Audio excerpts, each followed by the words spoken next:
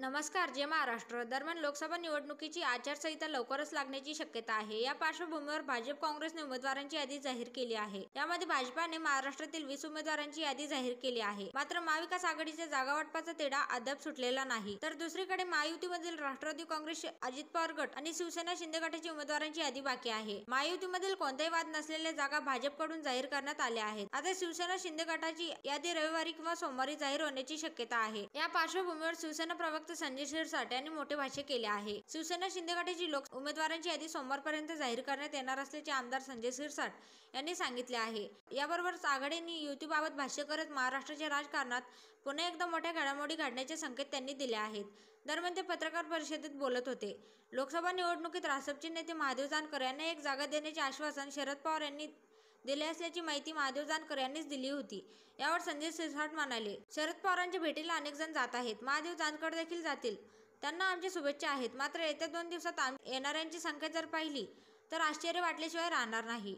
येत्या सोमवारी मोठे भूकंप पाहायला मिळतील, अशी सूचक प्रतिक्रिया संजय शिरसाट यांनी दिली आहे.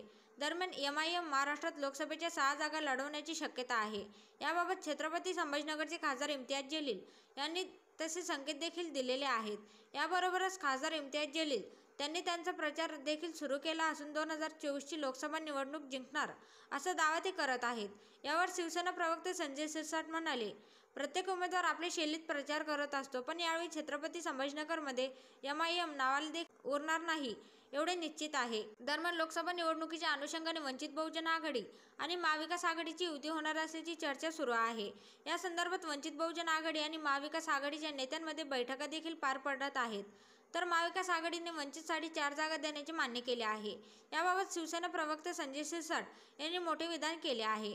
दरम्यान ते म्हणाले, आज महाविकास आघाडीची बैठक होत आहे. मात्र या बैठकीला ॲडव्होकेट प्रकाश आंबेडकर यांना बोलावले नाही. म्हणजे महाविकास आघाडीला वंचित बहुजन आघाडीसोबत युती करायची नाही हे स्पष्ट होत आहे.